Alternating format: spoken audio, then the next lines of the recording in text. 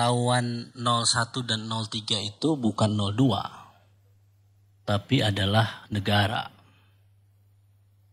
Jadi ini yang menjadi persoalan sejak awal, sehingga menyebabkan lapangan ini menjadi tidak datar. Sejak awal kalau tadi kita melihat ya, terakhir misalnya tiba-tiba kabinet membahas tentang bagaimana program makan siang gratis untuk 2025 nanti. Ini seakan-akan Pilpres ini sudah selesai. Bahwa negara sudah tahu siapa pemenangnya. Padahal KPU belum mengumumkan itu.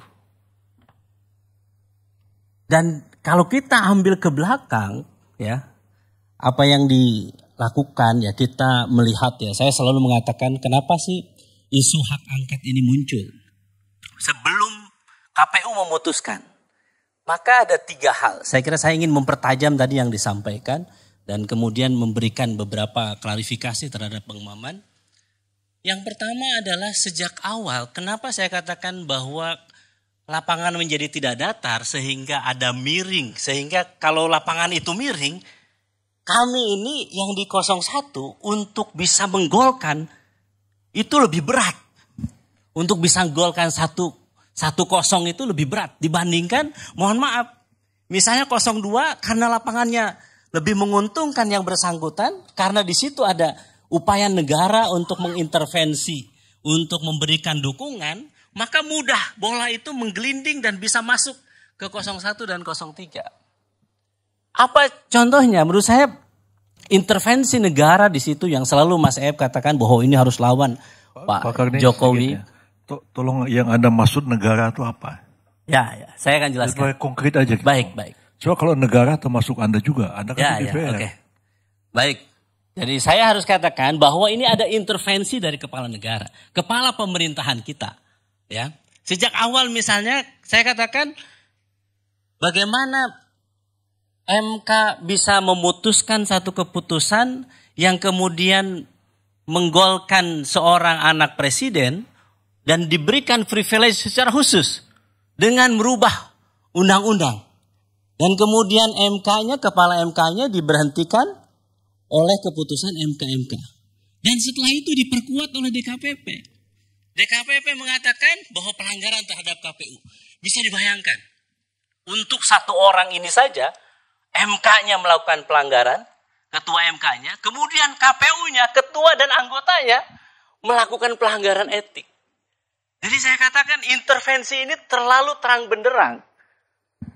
Karena bukan orang sembarangan yang menjadi calon ini. Maka saya katakan sejak awal pertama adalah bagaimana politisasi hukum ketika kita melawan kepala negara, kepala pemerintahan, maka tidak hanya itu saja. Maka saya katakan coba kita lihat bagaimana suara itu didapatkan, kita entah siapa yang menang, tetapi kita melihat bansos yang sangat luar biasa menjelang pemilu. Saya akan jawab. Ada yang mengatakan bahwa ini adalah El Nino. Saya pelajari ini El Nino. El Nino itu kalau dibandingkan dengan 2023, 2024 saat ini, maka harus saya katakan lebih panjang, lebih panas kondisinya ketika 2015 lalu. El Nino itu. Tapi saya harus katakan Bang Maman bahwa bansosnya tidak sebesar saat ini. Jadi saya terlalu mengatakan bahwa ini normal atau tidak. Ketika mohon maaf teman-teman 02, negara selalu mengatakan ini karena El Nino dan sebagainya. Maka saya membandingkan data, saya tanya teman di BMKG. Saya tanya teman di Badan Anggaran. Apakah ini wajar atau tidak? Sehingga saya terakhir ini mendapatkan satu data yang menarik. Yaitu survei LSI. Tanggal 19 sampai 21 Februari. 69% penerima bansos mencoblos Prabowo Gibran. Nyaris 70%. Jadi itu berkah. Kenapa saya kira? Bang Maman, saya harus katakan. Kantong biru bansos Jakarta itu warnanya biru. Sama dengan kaosnya Prabowo Gibran, warnanya biru juga.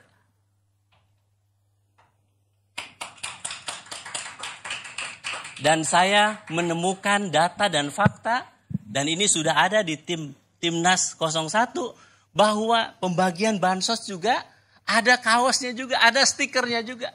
Dan yang membagikan adalah aparat.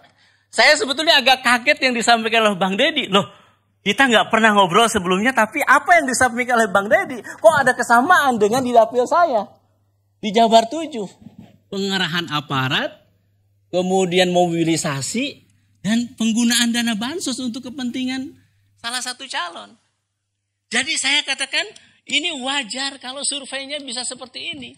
Bukan karena tiba-tiba orang memilih, oh ini karena mungkin program bansosnya menggelontor, kemudian kami menentang bansos, kemudian yang menerima bansos simpati dengan 02. Enggak, karena memang ada by design. Yang kita lihat, yang kita duga yang itu dilakukan. Itu sebagian ada amplopnya juga tuh, bukan cuma. Betul. Saya kaget juga 300.000. Kok loh nilainya kok sama dengan di dapil saya? Terus cara-caranya memanggil aparat juga kenapa sama? Inilah yang kita saat ini bangun komunikasi. Bahwa ada kesamaan-kesamaan itu di luar dari praktek-praktek yang mungkin saya mohon harus katakan ya. Ketika kasus MK ada delegitimasi terhadap MK. Kemudian Bawaslu juga demikian. MK tadi ya. Penyaluran bansos itu melalui kementerian apa? Nah ini yang jadi persoalan. Saya harus katakan. Mensos Risma tak dilibatkan dalam pembahasan bansos. Itu Prof. Yusril, saya sudah menyiapkan jawaban-jawaban dari 02. Karena saya diskusi tentang ini itu sudah panjang. Di berbagai TV. Jadi El Nino saya tahu jawabannya, terus kemudian COVID, termasuk juga semua penyelenggaranya itu saya sudah tahu jawabannya. Saya tambahin sedikit. Itu juga kita harus pertanyakan, karena menurut data yang ada di Bansos, itu kalau saya tidak salah 18 sampai 20 juta penerima. Tapi yang sekarang itu penerima hampir 50 juta orang. Nah persoalannya, ketika tadi persoalannya tidak melibatkan Kementerian Sosial, datanya tidak digunakan, lalu datanya siapa? Ini juga yang terjadi apa? Orang yang kaya raya. Barusan saya sebelum datang ke sini, saya telepon kawan saya. Benar nggak yang menerima orang kaya raya juga? Banyak juga orang yang mampu menerima bansos ini. Pertanyaannya, bansos ini apakah memang untuk menyelesaikan persoalan El Nino atau ini menjadi bagian APK atau bagian dari stiker atau alat kampanye ditambah dengan bansos negara ini. Ini saya ingin katakan, apa yang saya sampaikan di berbagai forum tentu tidak punya makna apa-apa. Kecuali apa? Rakyat menghendaki ada forum terbuka yang lebih transparan untuk membuka ini. Dengan cara apa? Memang salah satunya hak angket. Karena dengan hak itu maka rakyat bisa tahu. Jawaban-jawaban, kekhawatiran itu. Benar nggak bansos ini dipolitisasi? Benar nggak aparat ini dimobilisasi untuk memilih 02? Benar tidak? Saat ini ketika KPU membiarkan cawapresnya menjadi Gibran tanpa ada PKPU, bisa dibenarkan atau tidak? Jadi sebetulnya banyak pertanyaan-pertanyaan publik yang saat ini ditanyakan dan seharusnya memang ini bisa dijawab.